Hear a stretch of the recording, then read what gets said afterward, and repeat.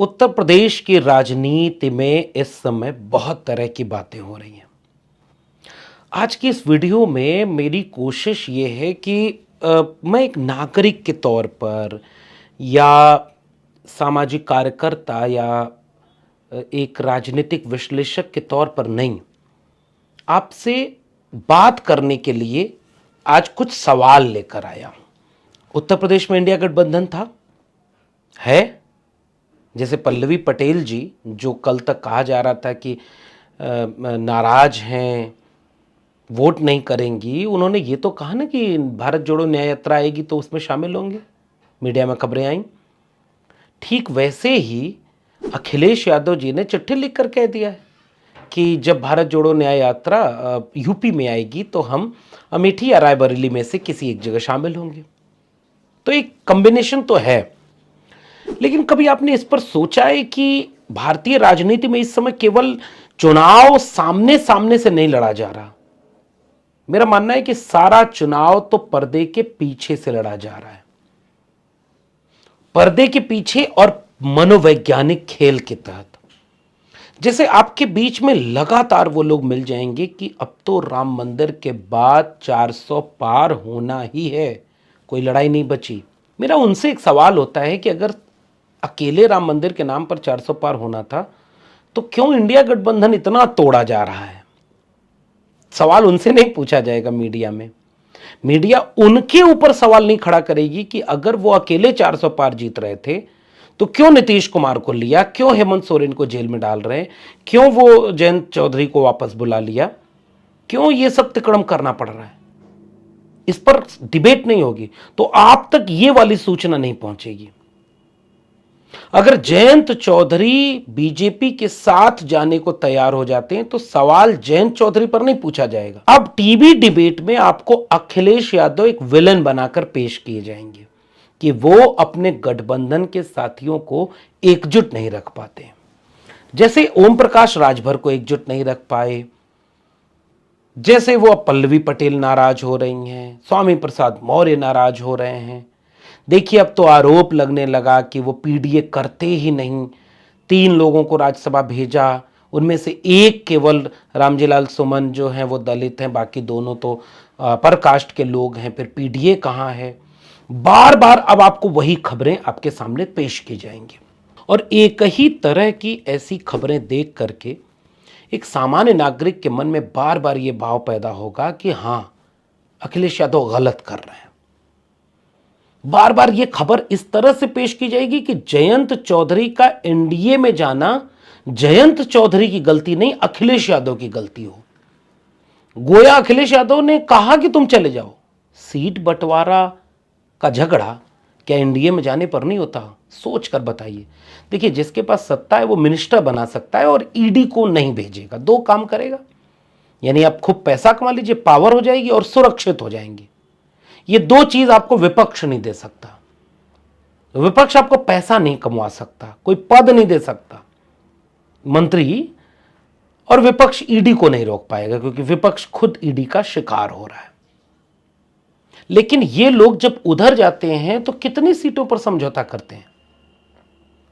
3 सीटें 4 सीटें सपा नहीं दे रही थी, अपना कैंडिडेट दे रही थी। इस बात को इतना ज्यादा दिखाया जाएगा कि इतने मात्र से वो बीजेपी में चले गए।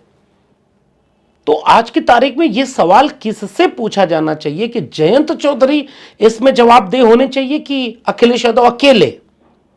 लेकिन मीडिया आपको किसके एंगल से खबर दिखाएगी? अखिलेश यादव के निगेटिव एंगल से। आपसे एक मनोवैज्ञानिक बातचीत कर रहा हूं, पता नहीं इस बात को आप लोग कितना समझेंगे। तेजस्वी यादव से गठबंधन तोड़ करके नीतीश कुमार बीजेपी में शामिल हो गए। कितनी खबरें आपने ये देखी कि तेजस्वी यादव की कोई गलती नहीं थी या वो तो आखिरी दम तक खड़े रहे, और जब विधानसभा में अपना पक्ष रखना हुआ तो तेजस्वी यादव ने ललकार करके वो सारी बातों का जवाब दे दिया। लेकिन मीडिया में निगेटिव खबरें कभी आपने नीतीश कुमार को लेकर के आई? या जैसे निगेटिव खबरों का मेरा तात्पर्य यह है कि क्यों नीतीश कुमार वहां चले गए? जिस तानाशाह को रोकने के लिए पूरे देश के नेताओं को एकजुट कर रहे थे, आपसी घर में अगर बातचीत नहीं बनी तो वापस उसी तानाशाह से मिल गए। तो जिस इमेज बिल्डिंग की मैं बात कर रहा हूं वो इमेज डिस्ट्रॉय करने की खबरें व्हाट्सएप पर, यूट्यूब चैनल पर और टेलीविजन चैनल और अखबारों में वो नीतीश कुमार के खिलाफ या जयंत चौधरी के खिलाफ नहीं मिलेंगी। वो अखिलेश यादव के खिलाफ और तेजस्वी यादव के खिलाफ या राहुल गांधी के खिलाफ मिलेंगे। ये है मनोवैज्ञानिक खेल। पल्लवी पटेल नाराज है, जायज बात है। ये तो डेमोक्रेसी दिखाता है। एक गठबंधन उत्तर प्रदेश में काम कर रहा है, उसके बड़े नेता, सबसे बड़ी पार्टी समाजवादी पार्टी है, उसके बड़े नेता अखिलेश यादव है, उनके साथ और कई पार्टियां जुड़ी हुई हैं। उनके यहां अगर कोई तालमेल नहीं बन पाता है, किसी बात पर मतभेद होता है, तो इतना लोकतंत्र जिंदा है। यहां वो डेमोक्रेसी नहीं है कि मुख्यमंत्री व्यक्ति को चिट पकड़ा दी जाए और एक लफ्ज बोल ना पाए मीडिया में, गायब, सीन से गायब।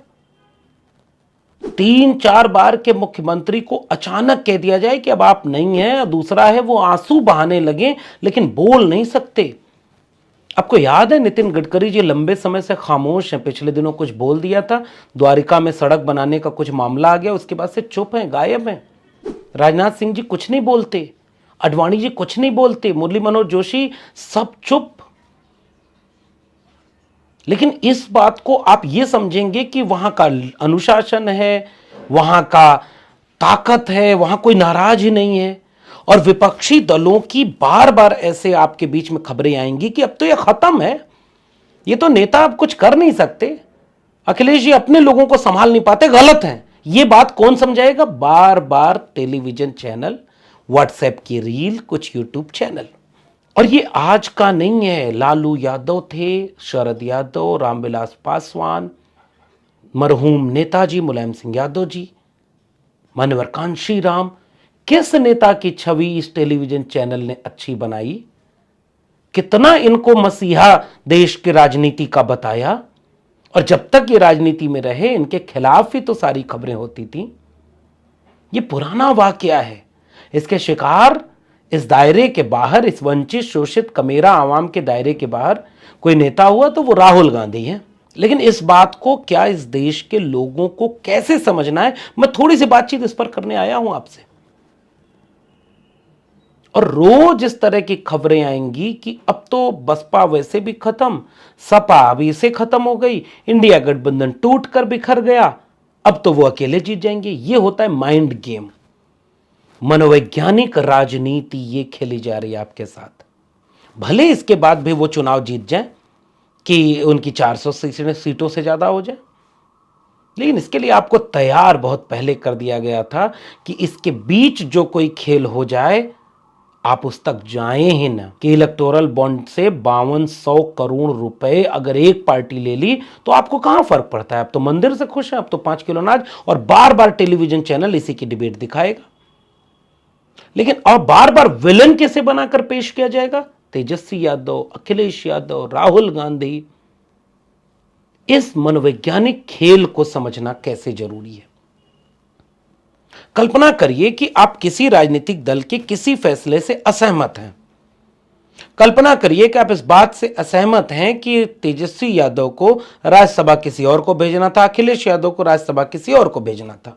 लेकिन क्या आपने मीडिया में उस बात की तारीफ करते हुए कोई खबर, कोई पोस्ट देखी कि 16 टिकट अगर समाजवादी पार्टी ने लोकसभा में दिए तो उसमें 11 से 12 पीडीए हैं?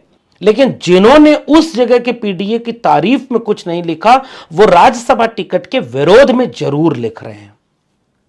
विरोध होना चाहिए तो तारीफ भी तो होनी चाहिए। केवल एक सैंपल अगर लेकर के पूरी पॉलिटिक्स को अगर क्वेश्चन किया जा रहा है तो इसका मतलब मंशा कहीं और कुछ तो नहीं। ये कम से कम मैं वोटर से संवाद कर रहा हूं, एक आम नागरिक से संवाद कर रहा हूं। आप क्या सोचते हैं इस पे बताइएगा।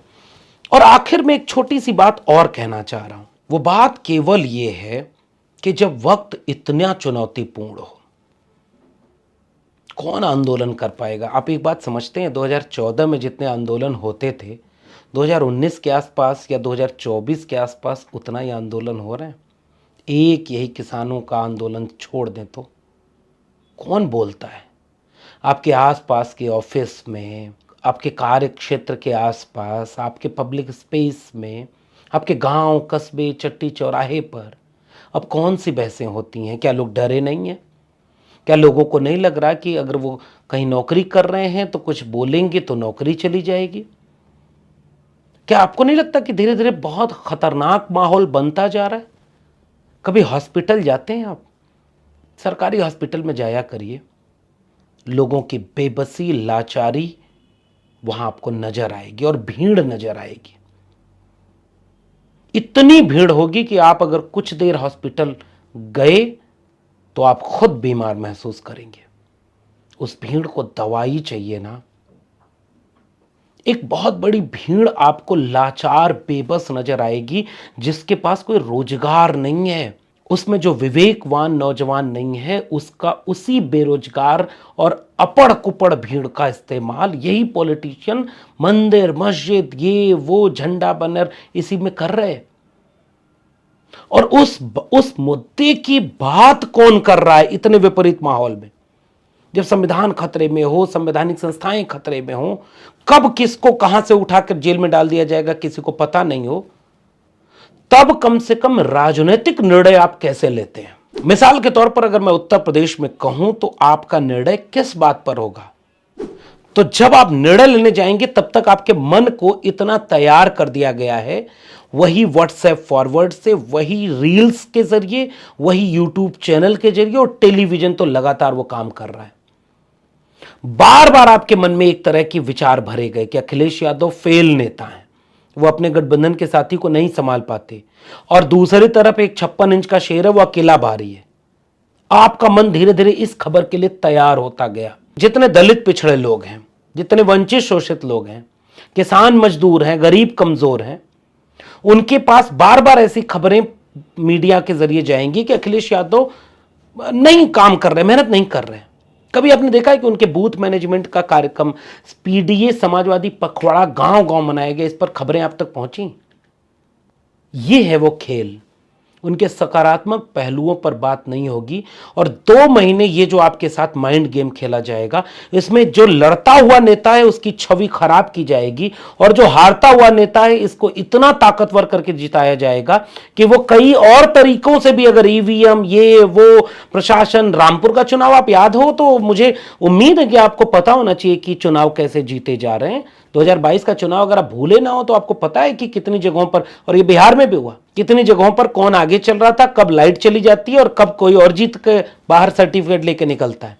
अगर ये सब आप भूल गए हो तो बधाई आपको, फिर तो आप इसी देश के लिए तैयार नागरिक हैं। और अगर आपको पता है कि रामपुर में अगर 26% वोटिंग होती है, वोटिंग के दिन पुलिस क्या व्यवहार करती है, प्रशासन क्या व्यवहार करता है, ईवीएम कितना संदिग्ध है, ये सारी चीजें आपको पता ही नहीं। आपको लगता है कि अकेले 400 पार मंदिर पर। यह है माइंड गेम जो आपके साथ खेला जा रहा है। और फिर देखिएगा, अगर ये सब गेम कामयाब रहा तो वो 400 पार होगा और आप कहेंगे कि उसकी लहर थी, क्योंकि आपने इस बीच में लड़ने वाले नेताओं की जब छवियां ध्वस्त की जा रही थी, आप उनके साथ खड़े नहीं हुए। इसलिए खड़े नहीं हुए क्योंकि उनकी 2-4 बातें आपको अच्छी नहीं लग रही थी। उन्होंने राज्यसभा में पीडीए नहीं किया था। फिर आपकी नाराजगी का फायदा किसको चला गया? उसको जो पीडीए कर रहा है। पीडीए तो कर रही है बीजेपी आज की तारीख में, सबसे ज्यादा पीडीए बीजेपी कर रही है।